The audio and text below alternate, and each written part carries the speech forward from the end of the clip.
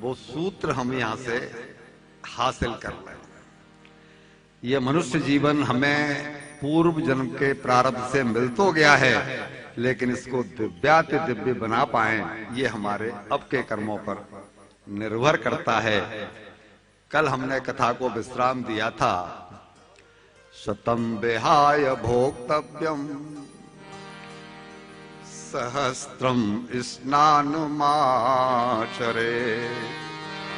लक्षम विहाय दातव्यम कोटिम त्यक्त्वा हरि स्मरे। सैकड़ों काम छोड़ करके स्नान, ध्यान, सोच ये कर लो, 1000 काम छोड़ करके भोजन कर लो, 1,00,000 काम छोड़ करके दान दक्षिणा कर लो, और करोड़ों काम छोड़ करके भी भगवत स्मरण कर लो। क्यों? क्योंकि सब किया धरा छूट जाने वाला है, संग में केवल भगवत स्मरण जाएगा। अपनी कमाई वो जो अपनी जेब में है, कमा कमा के हम दूसरों को देते जाएं, श्वास का तो कोई पता नहीं।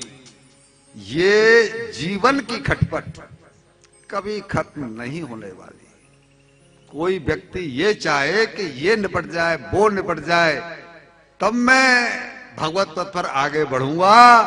बहनों, बहुओं, माताओं, बेटियों, भाइयों, ये संभव नहीं है। एक लाला जी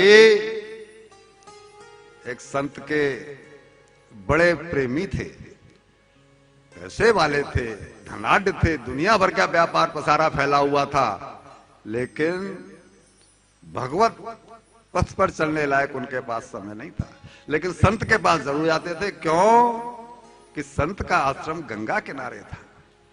गंगा किनारे जाकर के वहां शांति मिलती थी। जब भी कुछ समय मिलता, सुबह में, शाम में, कभी न कभी वहां पहुंच जाते थे। और एक दिन उनके मन में जिज्ञासा हुई, पूछ बैठे, महाराज मैं आपको पिछले 20-25 साल से देख रहा हूं, अब तो आपकी आयु काफी हो गई है। पहले तो आप जब यहां पर थे तो करीब 40 साल के आसपास थे, और अब तो 65-70 के आसपास आपकी उम्र हो गई है। आप कहीं कहीं जाते नहीं, कुछ करते नहीं, आपको ये स्थान इतना अधिक रुच गया है? वरना रुचा नहीं है, तब फिर क्यों कहीं आना जाना नहीं, केवल एक ही स्थान पर? बोला, भाई मैं इस गंगा जी के सूखने का इंतजार कर रहा हूं, जे सूखे तो मैं आगे जाऊं ना, इससे पार कैसे जाऊं? ये सूखे तब तो जाऊं। बोला, क्या बात कर रहे हो? ये कोई बात हुई? ये तो निर्य ज्ञान की बात हुई। अरे बोला, क्या बात करते हो, हमारे गुरु तो तुम ही हो, हमने तुमसे ही सीखा है। क्या बात करते हो महाराज, मैं आपका गुरु कैसे हो गया? अरे भाई, तुम भी तो रोजाना आकर के यही कहते हो, महाराज जी ये खटपट मिट जाए, जरा ये निपट जाए, जरा पोते का वो हो जाए, जरा नाती का ही हो जाए, जरा बेटे का ही हो जाए, जरा एक फैक्ट्री हो जाए, जरा वो हो जाए। तो भाई तुमको गुरु बना लिया। जब तुम्हारा ये सब काम निपट जाएगा, तब तुम भगवत शरण में जाने का प्लान बना रहे हो। तो भला ऐसा कैसे होता है गंगा जी नहीं सूखे? भट्टा से नेत्र खुल गए। संत चोट करते हैं मार के, लेकिन चुभेगी उसी को जिसको कि प्रारब्ध जागृत हो गया हो। अभागों के नसीब में जस्ट लायक वैसे ही है जैसे कि आप किसी अंधे को दर्पण दिखाओ। अब वो दर्पण अंधे के किसी काम का है, वो ले भी लेगा हाथ में, गर्दन सामने उसके ले भी आएगा, लेकिन वो किसी काम का नहीं है। सत्संत कहते हैं, चाहे खून पसीना एक करो, या चाद तान के चादर सोता जा, ये दुनिया यूं ही चलती है, चलनी है, चाहे हंसता जा चाहे रोता जा। ये दुनिया हमारे और आपके हिसाब से नहीं चलनी है भाई। अंत समय में न कोई भाई काम आने वाला है, न पति के पत्नी काम आने वाली है, और न पत्नी के पति काम आने वाला है।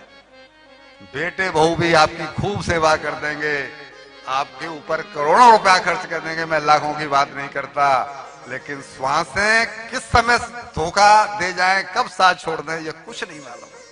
कल के ऊपर बैठे रहोगे, पछताओगे। 84 लाख योनियों के बाद में ये मानव जन्म मिला है। उड़ जाएंगे हम एक दिन तस्वीर से रंगों की तरह, उड़ जाएंगे हम एक दिन तस्वीर से रंगों की तरह। भक्त की टहनी पर बैठे हैं हम परिंदों की तरह, भक्त की टहनी पर बैठे हैं हम परिंदों की तरह।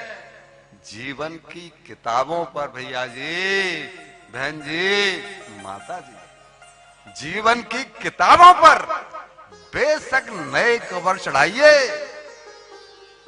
बेशक नए कवर चढ़ाइए, किंतु उससे पहले इससे जीवन को भक्ति भजन से सजाइए।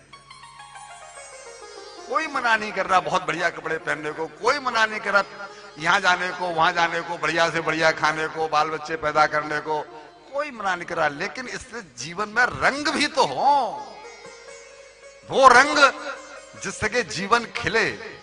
रंग तो वो भी है जो बदरंग होता है, लेकिन रंग वो हो जिससे ये जीवन खिले। आइए, अब सौनक जी ने पूछ लिया कि कल आपने जो कहा था कि यह भगवत प्राण मोक्ष प्राप्ति में वेदांत आदि साधनों से भी ऊंचा है, यह कैसे, इसका रहस्य बताइए। अब वो रहस्य बड़ा ही गंभीर है। क्यों है ऐसा? इस भागवत कथा की महिमा क्यों है और शास्त्रों की वो महिमा क्यों नहीं है? ये 7 दिन में समर्थ क्यों है मुक्ति देने में? उसके पीछे केवल एक कारण है कि जब द्वापर की समापन पर, द्वापर युग की समाप्ति पर भगवान श्री कृष्ण स्वधाम गमन करने वाले थे, तो सामने उद्धव जी आए। प्रभु, अब तक तो आप इन दुष्टों का संहार करते चले आ रहे थे, जिसने भी फन उठाया उसको आपने कुशल दिया, लेकिन अब दुष्ट तो समाप्त नहीं हुए प्रभु, आप मानते हैं ऐसा? बोला भाई वो तो जब तक सृष्टि है